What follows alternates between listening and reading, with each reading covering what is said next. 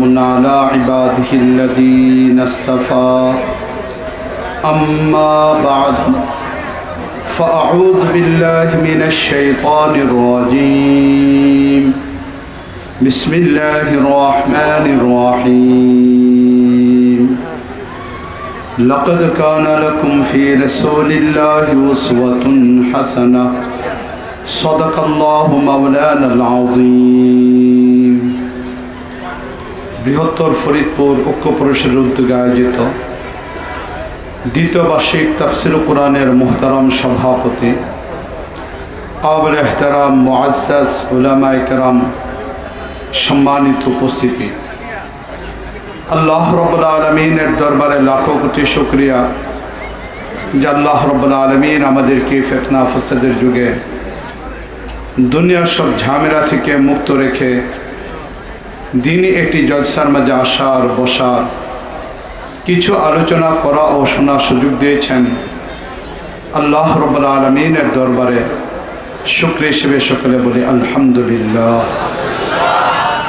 মুআজ্জাজ হাজিরিন, আমি আপনাদের সামনে কোরআন কারীমের ছোট্ট একটা আয়াত তেলাওয়াত করেছি।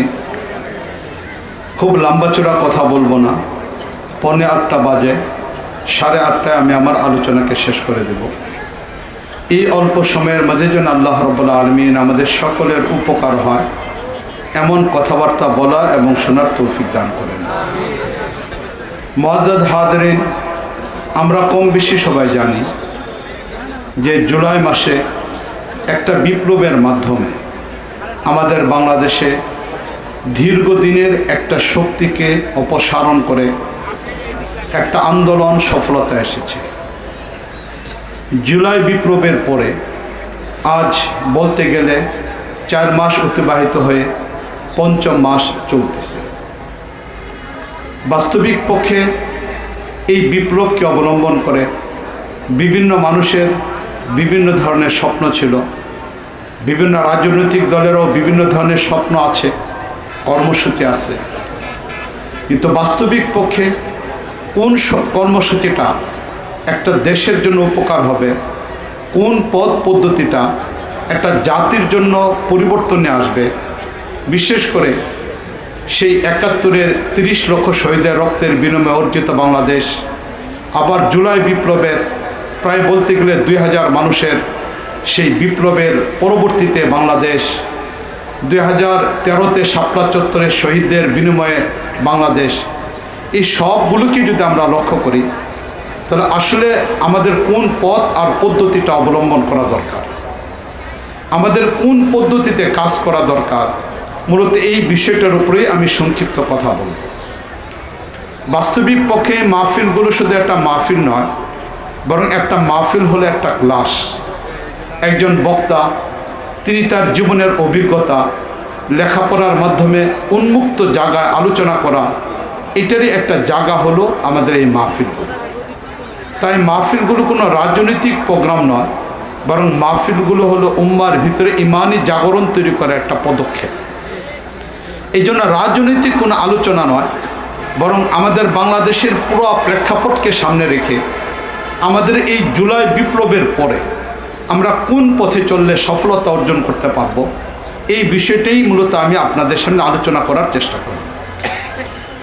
খুব সংক্ষিপ্ত আকারে কথা বলবো, ভাঙ্গাচোরা কথাগুলোই বলবো, লৌকিকতা মুক্ত সাদামাটা কিছু কথাগুলোকে বলবো। আল্লাহ রাব্বুল আলামিন যেন খুব ঠান্ডা মাথায় আমাদেরকে বোঝার তৌফিক দান করেন। আমাদের ইসলাম এটা পরিপূর্ণ একটা ইসলাম। এখানে ব্যক্তি জীবন, পারিবারিক জীবন, সামাজিক জীবন, রাজনৈতিক জীবন সহ প্রতিটা বস্তুর পরিপূর্ণ দিক নির্দেশনা আল্লাহ রাব্বুল আলামিন এই ধর্মের মধ্যে রেখে দিয়েছেন। রাসূল করিম সাল্লাল্লাহু আলাইহি ওয়াসাল্লাম মক্কার 13 বছর সেই কাফেরদের নির্যাতন নিপীড়ন সহ্য করার পরে যখন মক্কা থেকে মদিনায় গেলেন, সেই মদিনায় দীর্ঘ 8 বছর অতিবাহিত করার পর যখন মক্কা বিজয় হলো, মক্কা বিজয়ের আরও 2 বছর পর রাসূল করিম সাল্লাল্লাহু আলাইহি ওয়াসাল্লামের জীবনের 23 বছর যখন পূর্ণ হলো, এবার নবী করিম সাল্লাল্লাহু আলাইহি ওয়াসাল্লাম মালিকের ঘর বাইতুল্লাহ জিয়ারতে গেলেন। সেখানে হজের জন্য নবী করিম সাল্লাল্লাহু আলাইহি ওয়াসাল্লাম চলে গেলেন। নবী করিম সাল্লাল্লাহু আলাইহি ওয়াসাল্লাম হজে মদিনা থেকে রওনা দিয়েছিলেন জিলকদ মাসের 24 তারিখ। সেখানে নবী করিম সাল্লাল্লাহু রওনা দিয়েছিলেন। জিলহজ মাসের শুরুর দিক থেকে নবী করিম সাল্লাল্লাহু আলাইহি ওয়াসাল্লাম মদিনায় প্রবেশ করলেন। মদিনার প্রবেশ করার পরে মক্কায় প্রবেশ করলেন। এরপর হজের কাজ সম্পূর্ণ করে আজ নবী করিম সাল্লাল্লাহু আলাইহি ওয়াসাল্লাম আরাফার ময়দানে উপস্থিত। যখন নবী করিম সাল্লাল্লাহু আলাইহি ওয়াসাল্লাম আরাফার ময়দানে উপস্থিত, এমত অবস্থায় জাবালে রহমতের নিকটে থাকা অবস্থায় আল্লাহ রাব্বুল আলামিন কোরআন কারীমের আয়াত নাজিল করলেন, আল ইয়াউমা আকমালতু লাকুম দীনাকুম। এই আয়াত আল্লাহ রাব্বুল আলামিন নাজিল করলেন। এটি শুধুমাত্র একটা আয়াত ছিল না, বরং সাহাবায়ে কেরাম রাদিয়াল্লাহু তাআলা আনহুর সেই দিনটা ছিল আনন্দের একটা দিন। সেদিন সাহাবায়ে কেরাম এই আয়াত অবতরণের পর সেই জাবালে রহমতের পাশে কেউ দাঁড়িয়ে দাঁড়িয়ে চিৎকার করে কাঁদতেছেন। সাহাবায়ে কেরামের হৃদয়ে মনে পড়ে গেল সেই প্রথম দিনের মক্কা ইসলাম গ্রহণের সেই নির্যাতনের অবস্থাগুলো মনে পড়ে গেল। সে আম্মার রাদিয়াল্লাহু তাআলা পরিবার যাদের প্রতি চরম পর্যায়ে নির্যাতন ছিল, যাদেরকে নবী করিম সাল্লাল্লাহু আলাইহি ওয়াসাল্লাম নিজে সহযোগিতা করতে পারতেছিলেন না, যে পরিবারের পাশ দিয়ে যাওয়ার সময় শুধু নবী বলতেন, ইসবিরু ইয়া আলে আম্মার, আম্মারের পরিবার তোমরা ধৈর্য ধারণ করো। সেই আম্মার রাদিয়াল্লাহু তাআলা পরিবারের কথা সাহাবায়ে কেরামের মনে পড়ে গেল। হযরত সুমাইয়া রাদিয়াল্লাহু তাআলা আনহা, যাকে নির্মমভাবে শহীদ করে দেওয়া হয়েছিল, তার কথা মনে পড়ে গেল।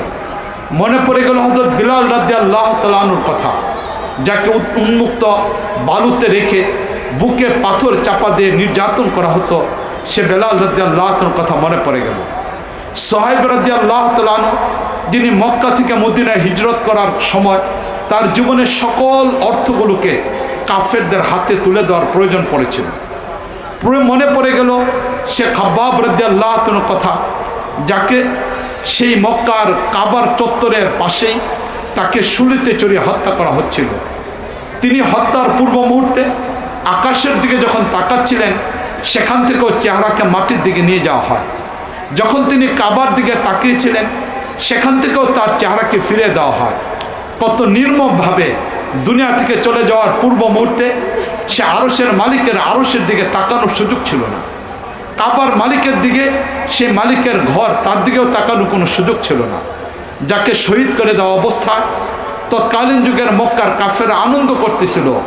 আর এমত অবস্থার মধ্যেও সে খাব্বাব রাদিয়াল্লাহু তাআলা আনহু তিনি বলতেছেন এই কথা, ফুস্তু রাব্বিল কাবা, কাবার মালিকের কসম আমি সফলতা অর্জন করতেছি। সাহাবায়ে কেরামের তখন মনে পড়ে গেল পেটে পাথর বাঁধার কথা, উহুদের যুদ্ধের ময়দানে শহীদদের কাফনের কাপড় দিতে না পারার যন্ত্রণার কথা। ওই তো হামজা রাদিয়াল্লাহু তাআলা আনহু, যাকে 3 টুকরা কাফনের কাপড় পর্যন্ত দেওয়া যায় নাই। হযরত মুসআব রাদিয়াল্লাহু তাআলা আনহু, তাকে 1 টুকরাও পূর্ণ কাফনের কাপড় দেওয়া যায় নাই। এই দীর্ঘ 23 বছর নির্যাতনের কথা মনে পড়ছে। তাই সাহাবায়ে কেরাম এই আয়াত অবতরণের পরে কান্না করে আরম্ভ করলেন। এক একজন সাহাবায়ে কেরাম খুশি হয়ে গেলেন, তাদের ত্যাগ এবং কুরবানি সফলতা পেয়েছে, তাদের আত্মত্যাগ আজ সফলতা পেয়েছে। সেই সন্তান হারানো বাবারা চিৎকার করে কাঁদতেছেন যে তাদের এই সন্তান হারানোর বেদনা সফলতা পেয়েছে। সে এতিম বাচ্চারা আজকে আনন্দ প্রকাশ করতেছে, তাদের বাবা হারানোর বেদনা আজকে পূর্ণতায় পেয়েছে। রাসূল করিম সাল্লাল্লাহু আলাইহি ওয়াসাল্লামের উপর আয়াত নাজিল হয়েছে, আল ইয়াউমা আকমালতু লাকুম দীনাকুম। এটি ছিল সেদিন মুসলমানদের আনন্দের সর্বোচ্চ পর্যায়ের একটা বস্তু। এর মাধ্যমে আল্লাহ রাব্বুল আলামিন ইসলামকে পূর্ণতায় পৌঁছে দিয়েছেন। তা আমাদের ইসলাম পরিপূর্ণ একটা ইসলাম, সেখানে কোথাও কোনো ধরনের অসম্পূর্ণতা নেই। তাই ইসলামের উপরে চলতে গেলে একজন মুসলমান তার ব্যক্তি জীবন, পারিবারিক জীবন, সামাজিক জীবন, রাষ্ট্রীয় জীবন, কোথাও কোনো ধরনের অন্যের কাছ থেকে আদর্শ গ্রহণ করা প্রয়োজন নেই। কার্ল মার্কস থেকে তার আদর্শ গ্রহণের প্রয়োজন নেই, লেনিনের কাছ থেকে আদর্শ গ্রহণের প্রয়োজন নেই, আব্রাহাম লিঙ্কনের কাছ থেকে আদর্শ গ্রহণের প্রয়োজন নেই, পুঁজিবাদী অর্থ ব্যবস্থা থেকে তার আদর্শ গ্রহণের প্রয়োজন নেই, সমাজতন্ত্র থেকে তার আদর্শ গ্রহণের প্রয়োজন নেই, গণতন্ত্রের সেই ধোঁকা থেকে তার আদর্শ গ্রহণ করার কোনো প্রয়োজন নেই। কারো কাছ থেকে আদর্শ গ্রহণ করা প্রয়োজন নেই, বরং ইসলাম পরিপূর্ণ একটা জীবন ব্যবস্থা। আল্লাহ রাব্বুল আলামিন ইসলামের ভিতরে সব কিছুকে রেখে দিয়েছেন। সৈয়দ সুলাইমান নদভী রহমতুল্লাহ আলাইহি, যিনি ভারতের উল্লেখযোগ্য এক মহান ব্যক্তি, রাসূল করিম সাল্লাল্লাহু আলাইহি ওয়াসাল্লামের সিরাতের উপরে যিনি ভারতে ব্যাপকভাবে কাজ করেছেন, যিনি রাসূল করিম সাল্লাল্লাহু আলাইহি ওয়াসাল্লামের সিরাতকে মানুষের সামনে সুন্দরভাবে উপস্থাপন করেছেন, সেই সুলাইমান নদভী রহমতুল্লাহ আলাইহি তিনি খুতবাত মাদ্রাজের ভিতরে এই কথাটাকে উপস্থাপন করেছেন। তুমি যদি একজন এতিম বাচ্চা হয়ে থাকো, তাহলে তুমি তাকে দেখো নবী মুহাম্মদের দিকে, যার বাবা আব্দুল্লাহ জন্মগ্রহণ করার পূর্বে মৃত্যুবরণ করেছিল। সুতরাং তুমি এতিম মুহাম্মদ থেকে তোমার আদর্শ খুঁজে পাবে।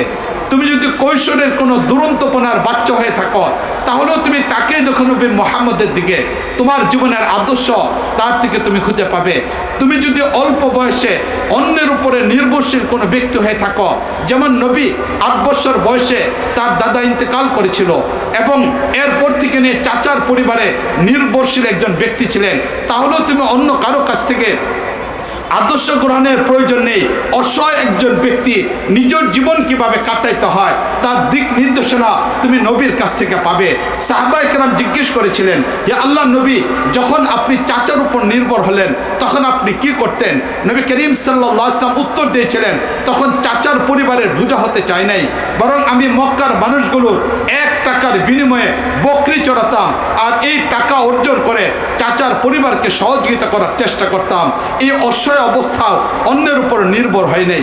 তুমি যদি কোনো ব্যবসায়ী মানুষ হয়ে থাকো, তাহলেও তুমি তাকেই দেখো নবী মুহাম্মদের দিকে, যিনি 12 বছর বয়সে চাচার সাথে ব্যবসা করার জন্য যাচ্ছেন।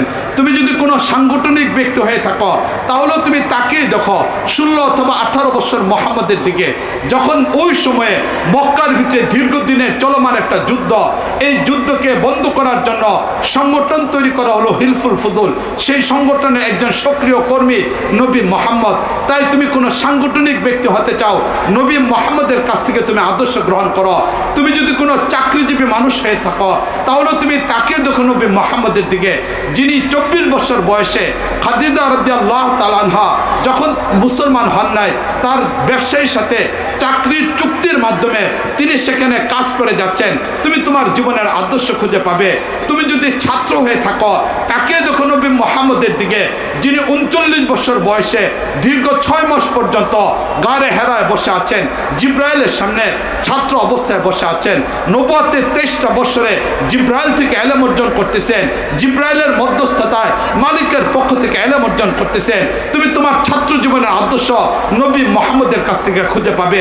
তুমি যদি শিক্ষক হয়ে থাকো, তাকে দেখো নবী মুহাম্মদের দিকে, কখনো তাকে খুঁজে পাবে কাবার চত্বরে, কখনো তুমি খুঁজে পাবে দারুল আরকামের ভিতরে, কখনো তুমি শিক্ষক খুঁজে পাবে সেই সুফা মাদ্রাসা, যিনি ছাত্রদেরকে পড়াচ্ছেন, তার কাছ থেকে তুমি আদর্শ খুঁজে পাবে। তুমি যদি কোনো খানকার ব্যক্তি হয়ে থাকো, তাকে দেখো নবী মুহাম্মদের দিকে, যিনি মসজিদে নববীর কোনো এক কোণা তার মুরিদদেরকে জিকির শেখাচ্ছেন। তুমি যদি কোনো পরাজিত দলের কর্মী হয়ে থাকো, তাকে দেখো নবী মুহাম্মদের দিকে, যিনি উহুদের যুদ্ধের ময়দানে পরাজিত একজন সৈনিক, তার জীবন থেকে তুমি আদর্শ খুঁজে পাবে। তুমি যদি কোনো একজন রাজনীতিবিদ হয়ে থাকো, তাকে দেখো নবী মুহাম্মদের দিকে, মক্কা থেকে মদিনা যাওয়ার পথে যিনি মদিনায় গেলেন, যাওয়ার পরে তৎকালীন যুগের ইহুদি এবং খ্রিস্টান যারা মদিনায় বসবাস করত, তাদের সাথে রাজনৈতিক কার্যক্রমের মাধ্যমে মদিনায় খেলাফত মিনহাজুন নবুওয়াত তৈরি করে ফেললেন। তুমি তার কাছ থেকে আদর্শ খুঁজে পাবে। তুমি যদি বিজয় কোনো দলের সৈনিক হয়ে থাকো, তাকে দেখো নবী মুহাম্মদের দিকে, যিনি মক্কা বিজয়ে দীর্ঘ 21 বছর পরে যাদের দ্বারা নির্যাতিত হয়েছেন, মক্কায় 13 বছর যাদের দ্বারা নির্যাতিত হয়েছেন, বদরের প্রান্তরে, কখনো উহুদের প্রান্তরে, কখনো খন্দকের ময়দানে, তুমি তোমার জীবনের আদর্শ খুঁজে পাবে নবী মুহাম্মদের কাছ থেকে। তুমি যদি পিতা হয়ে থাকো, তাকে দেখো নবী মুহাম্মদের দিকে, যার ঘরে 4 জন কন্যা সন্তান, 3 জন মেয়ে সন্তান রয়েছে। তুমি যদি একজন স্বামী হয়ে থাকো, তাকে দেখো নবী মুহাম্মদের দিকে, যার ঘরে একই সময়ে 9 জন স্ত্রী রয়েছেন। মুআজ্জাদ হাজরিন, তুমি যেই হও না কেন, যেখানেই থাকো না কেন, যে অবস্থায় থাকো না কেন, মালিক আল্লাহ রাব্বুল আলামিন ইসলামকে পূর্ণ করেছেন আর নবী মুহাম্মদের মাঝে আল্লাহ রাব্বুল আলামিন আদর্শকে রেখে দিয়েছেন। মালিক ঘোষণাই করেছেন, লাকাদ কানা লাকুম ফি রাসূলিল্লাহি উসওয়াতুন হাসানা, নবী মুহাম্মদের মাঝে আল্লাহ রাব্বুল আলামিন আদর্শকে রেখে দিয়েছেন। এই তো হলো আমাদের ইসলাম, যে ইসলাম পরিপূর্ণ একটা জীবন ব্যবস্থা। তাই আমাদের একজন মুসলমানের অন্য কারো কাছ থেকে কিছু নেওয়ার প্রয়োজন নেই, কোনো ব্যক্তি জীবনেও নেওয়ার প্রয়োজন নেই, পারিবারিক জীবনেও নেওয়ার দরকার নেই, সামাজিক জীবনেও নেওয়ার প্রয়োজন নেই, রাজনৈতিক জীবনে কাউকে নেতা বানানোর প্রয়োজন নেই। বরং আমাদের সামনে রাসূল করিম সাল্লাল্লাহু আলাইহি ওয়াসাল্লাম হলেন আদর্শ, ওনার জীবনের মাঝেই আমাদের সব কিছু রয়েছে। এই পূর্ণতা ইসলামের বড় একটা বৈশিষ্ট্য। দ্বিতীয় নাম্বার, ইসলাম এমন একটা ধর্ম যেখানে অস্পষ্ট বলতে কিছু নেই, কেউ বুঝবে কেউ বুঝবে না এমন কোনো মাসলা ইসলামের ভিতরে নেই। কিছু উলামায়ে কেরাম বুঝবেন, বাকি সাধারণ মানুষ বুঝবে না এমন কোনো মাসলা ইসলামের মাঝে নেই। বাতিনি বস্তু বলতে ইসলামের মাঝে কোনো কিছু নেই, এটা পীর মুরিদেই বুঝবেন, অন্য কেউ বুঝবে না এমন কোনো এলেম ইসলামের মাঝে নেই। বরং ইসলাম পরিষ্কার পরিচ্ছন্ন একটা ধর্ম, সেখানে এমন বস্তু রয়েছে যা প্রতিটা মানুষ বুঝতে পারবে, প্রতিটা মানুষ আমল করতে পারবে, প্রতিটা মানুষ তার থেকে আদর্শ গ্রহণ করতে পারবে। আমাদের ইসলাম পরিপূর্ণ, যেমনিভাবে পরিপূর্ণ তেমনিভাবে পরিষ্কার একটা ধর্ম। রাসূল করিম সাল্লাল্লাহু আলাইহি ওয়াসাল্লাম হাদিসে মধ্যে ইরশাদ করেছেন, তারাকতুকুম আলা মিল্লাতি বাইদাই, আমি তোমাদেরকে পরিষ্কার একটা ধর্মের মাঝে রেখে যাচ্ছি। তারাকতুকুম আলা মিল্লাতি বাইদাই, পরিষ্কার একটা ধর্মের মাঝে তোমাদেরকে রেখে যাচ্ছি। লাইলুহা কানাহারিহা, যে ধর্মের রাত্রগুলো দিনের মতো আলোকিত, রাত্র আসলে অন্ধকার হয়ে যা, দিন আসলে আলোকিত হয়ে যা। ইসলাম নামক ধর্মের ভিতরে রাতের অন্ধকার বলতে কোনো কিছু নাই, সেটা পুরাটাই দিনের আলোর দ্বারা আলোকিত। তাই ইসলামের ভিতরে বাতিনি বস্তু বলতে কিছু নেই। ইসলামের প্রতিটা বস্তু সেখানে মানুষ আমল করতে পারবে, সেখানে প্রতিটা বস্তু পরিষ্কার। তাহলে আমাদের ধর্মটা এমন একটা পরিষ্কার। তৃতীয় নম্বর, আমাদের ধর্মের তৃতীয় নম্বর বৈশিষ্ট্য হলো এই ইসলামের ভিতরে এমন কোনো বিধান নাই যে বিধানটা কোনো যুগের সাথে সম্পর্ক, কোনো সময়ের সাথে সম্পর্ক, কোনো ব্যক্তির সাথে সম্পর্ক, এমন নাই। বরং ইসলাম সর্বজনীন, সর্বযুগের মানুষ সর্ব অবস্থার মধ্যেও এই ইসলামকে পালন করতে পারবে। এটা হলো আমাদের ইসলামের তৃতীয় নাম্বার বৈশিষ্ট্য, যে এই ইসলাম এমন একটা ইসলাম যে ইসলাম প্রতিটা যুগ, মানুষ যদি সেই মরুভূমির যুগকে অতিক্রম করে, রাসূল করিম সাল্লাল্লাহু আলাইহি ওয়াসাল্লামের যুগ সেটা মরুভূমির যুগ ছিল, সেখানে উন্নত বাহন ছিল ঘোড়া, এক জায়গা থেকে আরেক জায়গায় মাল যাতায়াতের মাধ্যম ছিল উট, গাধা, খচ্চর। ওই যুগেও যেমন ইসলাম কার্যকর ছিল, এই যুগে যখন মানুষ মঙ্গল গ্রহে যাতায়াতের চিন্তা করতেছে, যখন মানুষ চাঁদে জায়গা কেনার প্রতিযোগিতায় লিপ্ত হচ্ছে, যখন মানুষ মুহূর্তের ভিতরে পৃথিবীতে এক জায়গা থেকে আরেক জায়গায় যাওয়ার চেষ্টা করতেছে, স্যাটেলাইটের মাধ্যমে, অত্যাধুনিক প্রযুক্তির মাধ্যমে মানুষ গোটা পৃথিবীটাকে একটা পরিবার বানিয়ে ফেললো, এমন অবস্থার ভিতরে ইসলাম মরুভূমির সেই ইসলাম এই উন্নয়নের যুগের মধ্যেও কার্যকর একটা ইসলাম। তাই এই যুগে ইসলাম অচল, এই যুগে ইসলাম চলবে না, এটা সম্পূর্ণ ধোঁকা একটা বা শব্দ। বরং কোনো ব্যক্তি যদি এই কথা বলে এই যুগে ইসলাম চলবে না, এই আধুনিক যুগে ইসলাম অকার্যকর, এই আধুনিক যুগে ইসলামী অর্থনীতি কার্যকর হবে না, এই যুগে ইসলামী রাষ্ট্র কার্যকর করা যাবে না, এই চিন্তা চেতনা যদি কেউ করে তাহলে সে মুসলমান থাকবে না, ইসলাম থেকে বের হয়ে যাবে। আমাদের ইসলামের তৃতীয় নম্বর বড় বৈশিষ্ট্য, এটা যুগ উপযোগী একটা ধর্ম, সকল যুগে এটাকে কার্যকর করা যাবে। এই তিনটা বৈশিষ্ট্য যদি আমরা বুঝে থাকি, ইসলাম পূর্ণ। দ্বিতীয় নম্বর, ইসলাম এটা অস্পষ্ট নেই, পরিষ্কার একটা ধর্ম। তৃতীয় নম্বর, ইসলাম এমন একটা ধর্ম যেটা সকল যুগে কার্যকর হবে। এবার মুআজ্জাদ হাজরিন, এবার আমরা এই জুলাই বিপ্লবের পরে এবার আমাদের বাংলাদেশের দিকে তাকিয়ে দেখি যে এই বাংলাদেশ একটা রক্তক্ষয়ী যুদ্ধের পরে, লম্বা একটা ত্যাগ আর কুরবানির পরে এখানে একটা বিপ্লব সংগঠিত হলো। এই সংগঠিত হওয়ার পরে এবার আমাদের এই দেশে ইসলাম কতটুকু আমরা কার্যকর করতে পারতেছি, এই বিষয়টাকে নিয়ে চিন্তা ভাবনা করি। যদি এই বিষয়টাকে নিয়ে চিন্তা ভাবনা করি, যারা ইসলামী দলগুলো না, যারা সম্পূর্ণ সেকুলার অথবা ভিন্ন চিন্তা চেতনার দলের সাথে সম্পর্ক, তারাও হয়তো আমাদের এই সময়টাকে নিয়ে তারা নতুন করে স্বপ্ন দেখতেছে, ক্ষমতা যাওয়ার চিন্তা ভাবনা করতেছে। ইসলামের নামে যে সকল দলগুলো রয়েছে এগুলোর দিকেও যদি আমরা লক্ষ্য করি, তাহলে এই জায়গাতেও আমরা দেখতে পাবো তারাও নতুন করে বাংলাদেশে ইসলামে একটা বিপ্লব তৈরি করার চিন্তা ভাবনা করতেছেন।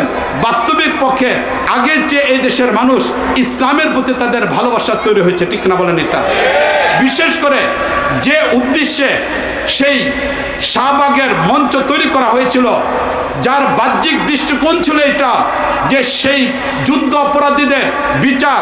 যদিও এটা বাহ্যিক একটা বস্তু ছিল, কিন্তু সেদিনের সেই আন্দোলনের রূপরেখা ছিল এটা এদেশে ইসলামকে শেষ করে দেওয়া, এদেশ থেকে মসজিদকে শেষ করে দেওয়া, এদেশে রাসূলের ভালোবাসাটাকে বন্ধ করে দেওয়া, ইসলামের উপর আপত্তি, সেটাই ছিল সেদিনের মূল টার্গেট।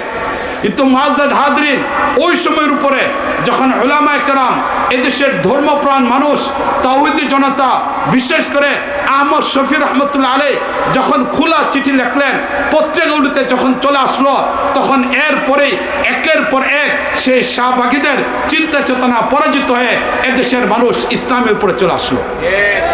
পৃথিবীর ইতিহাস এই কথা বলে, ভূপৃষ্ঠের কোনো এক জায়গায় ইসলাম প্রতিষ্ঠার জন্য যদি রক্ত ঝরে, তাহলে সেই রক্ত পৃথিবীতে বৃথা যায় না। এটা হলো পৃথিবীর ইতিহাস। মুআজ্জাজ হাজরিন, আমাদের বাংলাদেশের কেউ গণতন্ত্র প্রতিষ্ঠার জন্য রক্ত দিয়েছে, কেউ সমাজতন্ত্র প্রতিষ্ঠার রক্ত দিয়েছিল, কিন্তু 2013 সেই মে মাসের 5 মে সেখানে ভিন্ন কোনো উদ্দেশ্য ছিল না। সেখানে উদ্দেশ্য ছিল এটা নবীর ভালোবাসা, মুমিনের হৃদয়ের মধ্যে স্পন্দন।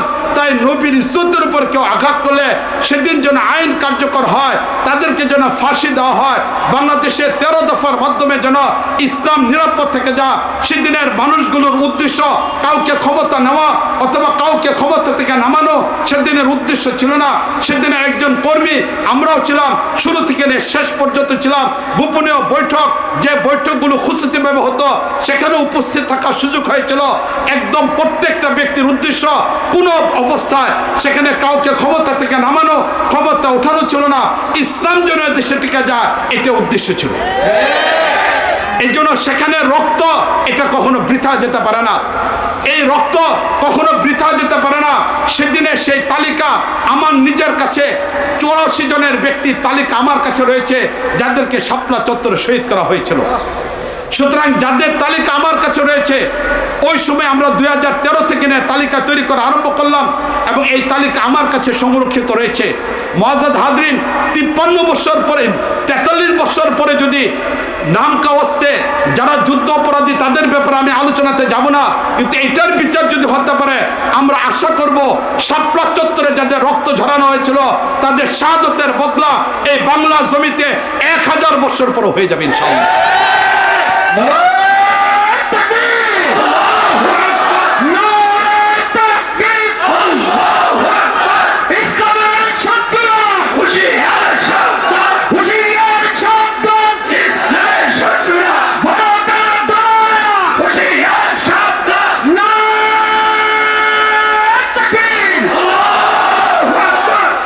মুআজ্জাজ হাজরিন বলতেছিলাম এই কথা যে পৃথিবীর ইতিহাসে কোথাও রক্ত ঝরলে সেই রক্ত বৃথা যায় না।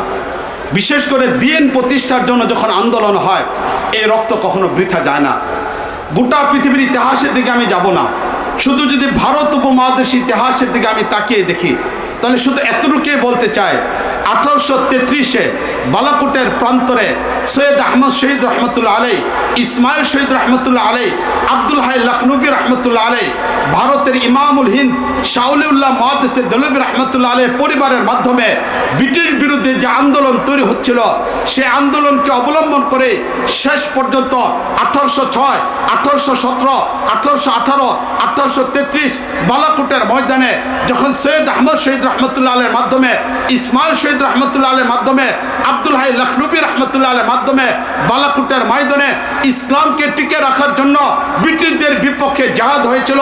সেই জাহাদের ভিতরে যদিও সেদিন ইসমাইল শহীদ রহমতুল্লাহ আলাইহি শাহাদত বরণ করেছিলেন, যদিও সেদিন আহমদ শহীদ রহমতুল্লাহ আলাইহি ইন্তেকাল করেছিলেন, শাহাদত বরণ করেছিলেন, আব্দুল হাই লখনবী রহমতুল্লাহ আলাইহি শাহাদত বরণ করেছিলেন, কিন্তু পরবর্তীতে ভারতের স্বাধীনতা আন্দোলনের জন্য 1947-এর স্বাধীনতা আন্দোলনের জন্য সবচেয়ে বড় ভূমিকা পালন করেছিল সেই 1833-এ শাহাদতের বালাকোটের রক্ত সেদিন ভূমিকা পালন করেছিল। তা আজকে ওই মাহফিলে বলতে চাই, অন্য কোনো রক্ত নয়, অন্য কোনো রক্ত নয়, সেই 2013-র সেই 5 মের সেই শাপলা চত্বরের রক্ত এই জমিনে ইসলামী হুকুমত তৈরি করবে। কোরআনী সংবিধান বাস্তবায়ন হবে, মানব রচিত সংবিধানের পরিবর্তে কোরআন কারিমের সংবিধান বাস্তবায়ন হবে। মুআজ্জাজ হাজরিন, সেই শাপলা চত্বরের রক্তের পর আমরা বাংলাদেশের অবস্থা ভিন্ন রকম দেখি। এই জায়গায় এখন মানুষের ভিতরে গণজোয়ার তৈরি হয়েছে, ইসলামের উপরে মানুষের আগ্রহ বেড়ে গেছে। এর আগে ইসলামকে মিটানোর জন্য কর্মসূচি দেওয়া হলো, এবার যুবকরা ইসলামের দিকে আসা আরম্ভ হলো। আমরা লক্ষ্য করে দেখলাম বাংলাদেশের প্রত্যন্ত অঞ্চলে যেখানে একসময় যুবকরা নাটক করত, এবার তারা ইসলামী মাহফিল করা আরম্ভ করলো। সরকার ভারতের মাধ্যমে যেখানে ইসলামকে মিটানোর চেষ্টা করেছিল, এখানে যুবকরা ইসলামের উপরে চলে আসলো। মসজিদকে বন্ধ করার ষড়যন্ত্র ছিল, মসজিদগুলো উপচে পড়া, ভিড় আসা আরম্ভ হলো। একের পর এক ইসলামী জাগরণ তৈরি হলো। এই অবস্থা আমরা দেখলাম 2024-এ যখন গণ আন্দোলন হলো, যখন সফলতা চলে আসলো, ওই দিনের বিক্ষিপ্ত বিভিন্ন জায়গার ভিডিওগুলো পত্রিকাগুলোতে আসছে, অনলাইনের মধ্যে আসছে।